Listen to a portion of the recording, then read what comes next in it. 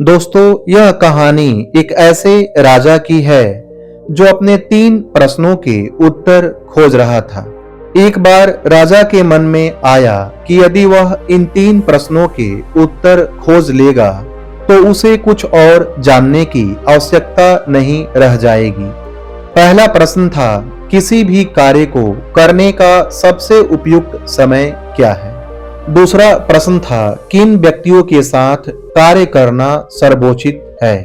और तीसरा प्रश्न था, वह कौन सा कार्य है जो हर समय किया जाना चाहिए। राजा ने यह घोषणा करवाई कि जो भी व्यक्ति इन 3 प्रश्नों के सही उत्तर देगा उसे बड़ा पुरस्कार दिया जाएगा। यह सुनकर बहुत से लोग राजमहल गए और सभी ने अलग अलग उत्तर दिए। पहले प्रश्न के उत्तर में एक व्यक्ति ने कहा कि राजा को एक समय तालिका बनाना चाहिए और उसमें हर कार्य के लिए एक निश्चित समय नियत कर देना चाहिए, तभी हर काम अपने सही समय पर हो पाएगा। एक दूसरे व्यक्ति ने राजा से कहा कि सभी कार्यों को करने का अग्रिम निर्णय कर लेना उचित नहीं होगा। राजा को चाहिए कि वह मन विलास के सभी कार्यों को तिलांजलि देकर हर कार्य को व्यवस्थित रूप से करने की ओर अपना पूरा ध्यान लगाए।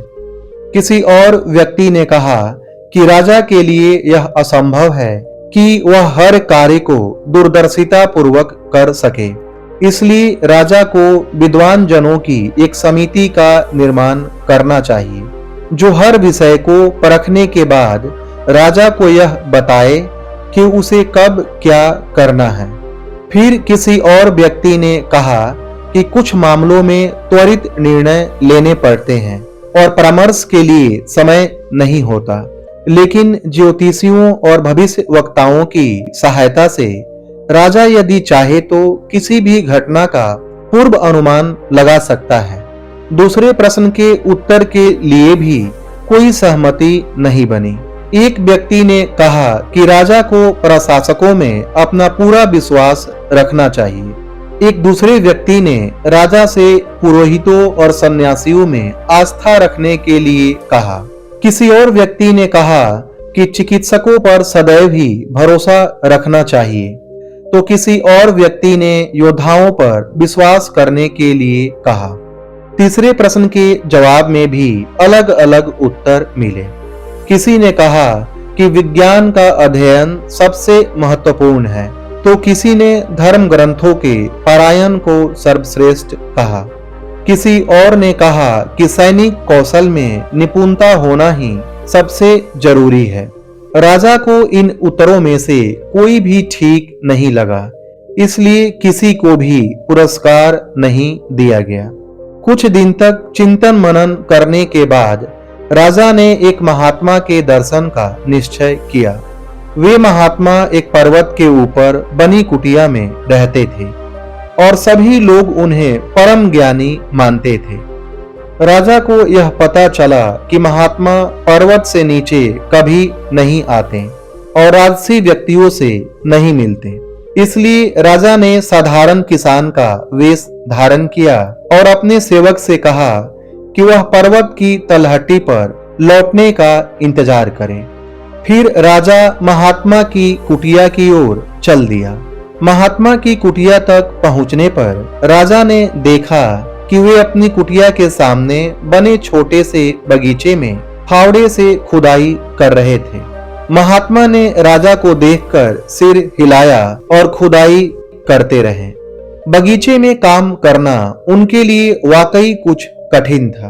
वे महात्मा वृद्ध हो गए थे। हांफते हुए वे जमीन पर फावड़ा चला रहे थे। राजा महात्मा के पास पहुंचा और बोला, मैं आपसे 3 प्रश्नों का उत्तर जानना चाहता हूं। पहला प्रश्न, किसी भी कार्य को करने का सबसे अच्छा समय क्या है।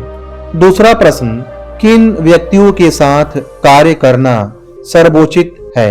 तीसरा प्रश्न, वह कौन सा कार्य है जो हर समय किया जाना चाहिए। महात्मा ने राजा की बात ध्यान से सुनी और खुदाई करते रहे। राजा ने कहा, आप थक गए होंगे, लाइए, मैं आपका हाथ बटा देता हूँ। महात्मा ने धन्यवाद देकर राजा को फावड़ा दे दिया और एक पेड़ के नीचे आराम करने के लिए बैठ गए। कुछ खुदाई करने के बाद राजा महात्मा की ओर मुड़ा और उसने फिर से वे तीनों प्रश्न दोहराया। महात्मा ने राजा के प्रश्नों का उत्तर नहीं दिया और उठते हुए कहा, अब तुम थोड़ी देर आराम करो और मैं बगीचे में काम करूंगा। लेकिन राजा ने खुदाई करना जारी रखा। 1 घंटा बीत गया, फिर 2 घंटे बीत गए और शाम हो गई। राजा ने फावड़ा रख दिया और महात्मा से कहा, मैं यहाँ आपसे 3 प्रश्नों के उत्तर पूछने आया था, पर आपने मुझे कुछ नहीं बताया।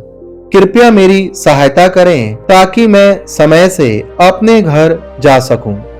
महात्मा ने राजा से कहा, क्या तुम्हें किसी के दौड़ने की आवाज सुनाई दे रही है?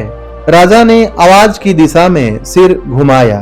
दोनों ने पेड़ों के झुरमुट से एक आदमी को उनकी ओर भागते आते देखा। वह व्यक्ति अपने पेट में लगे घाव को अपने हाथ से दबाए हुए था। घाव से बहुत खून बह रहा था। वह व्यक्ति महात्मा के पास आकर धरती पर गिर गया और अचेत हो गया। महात्मा ने देखा कि उसके पेट में किसी शस्त्र से गहरा वार किया गया था। राजा ने फौरन उसके घाव को साफ किया और अपने वस्त्र को फाड़कर उसके घाव पर बांधा ताकि खून बहना बंद हो जाए। कपड़े का वह टुकड़ा जल्द ही खून से पूरी तरह तर हो गया। तो राजा ने उसके ऊपर दूसरा कपड़ा बांधा और ऐसा तब तक किया जब तक खून बहना रुक नहीं गया। कुछ समय बाद घायल व्यक्ति को होश आया और उसने पानी मांगा। राजा कुटिया तक दौड़कर गया और उसके लिए पानी लाया। सूरज अस्त हो चुका था और वातावरण में ठंडक आने लगी थी। राजा और महात्मा ने घायल व्यक्ति को उठाया और कुटिया के अंदर बिस्तर पर लिटा दिया। वह व्यक्ति आंखें बंद करके चुपचाप लेटा रहा। राजा भी पहाड़ चढ़ने और बगीचे में काम करने के बाद थक गया था। वह कुटिया के द्वार पर बैठ गया और उसे नींद आ गई। सुबह जब उसकी आंख खुली तब सूर्योदय हो चला था और पर्वत पर दिव्य आलोक फैला हुआ था। एक पल को वह भूल ही गया कि वह कहाँ है और वहां क्यों आया था। उसने कुटिया के भीतर बिस्तर पर दृष्टि डाली। घायल व्यक्ति अपने चारों ओर विस्मय से देख रहा था। जब उसने राजा को देखा तो बहुत महीन स्वर में बुदबुदाते हुए कहा, मुझे क्षमा कर दीजिए। राजा ने उससे पूछा, लेकिन तुमने क्या किया है कि मुझसे क्षमा मांग रहे हो? वह व्यक्ति बोला, आप मुझे नहीं जानते पर मैं आपको जानता हूं। मैंने आपका हत्या करने की प्रतिज्ञा ली थी क्योंकि पिछले युद्ध में आपने मेरे राज्य पर हमला करके मेरे बंधु बांधवों को मार डाला और मेरी संपत्ति हथिया ली थी। जब मुझे पता चला कि आप इस पर्वत पर महात्मा से मिलने के लिए अकेले आ रहे हैं तो मैंने आपकी हत्या करने की योजना बनाई। मैं छुपकर आपके लौटने की प्रतीक्षा कर रहा था पर आपके सेवक ने मुझे देख लिया। वह मुझे पहचान गया और उसने मुझ पर प्रहार कर दिया। मैं अपने बचाव के लिए भागते हुए यहाँ आ गया और आपके सामने गिर पड़ा। मैं आपकी हत्या करने को उत्सुक था पर आपने मेरे जीवन की रक्षा की। मैं बहुत शर्मिंदा हूँ। मुझे समझ नहीं आ रहा कि आपके उपकार का मोल कैसे चुकाऊं। मैं जीवन पर्यंत आपकी सेवा करूंगा और मेरी संतानें भी सदैव आपके कुल की सेवा करेंगी। कृपया करके मुझे क्षमा कर दें। राजा यह जानकर बहुत हर्षित हुआ कि किस प्रकार उसके शत्रु का रूपांतरण हो गया। उसने न केवल उसे क्षमा कर दिया बल्कि उसकी संपत्ति लौटाने का वचन भी दिया और उसकी चिकित्सा के लिए अपने सेवक के मार्फत अपने निजी चिकित्सक को बुलवा भेजा। सेवक को निर्देश देने के बाद राजा महात्मा के पास अपने प्रश्नों को उत्तर जानने के लिए पुनः आया। उसने देखा महात्मा पिछले दिन खोदी गई क्यारियों में बीज बो रहे थे। महात्मा ने उठकर राजा से कहा, आपके प्रश्नों के उत्तर तो पहले ही दिए जा चुके हैं। राजा ने चकित होकर कहा, महात्मन वह कैसे? महात्मा ने कहा, वत्स, कल यदि आप मेरी वृद्धावस्था का ध्यान करके बगीचे में कार्य करने में मेरी सहायता नहीं करते तो आप वापसी में घात लगाकर बैठे हुए शत्रु का शिकार बन जाते। तब आपको यह खेद होता कि आपको मेरे समीप अधिक समय व्यतीत करना चाहिए था। अतः आपका कल बगीचे में कार्य करने का समय ही सबसे उपयुक्त था।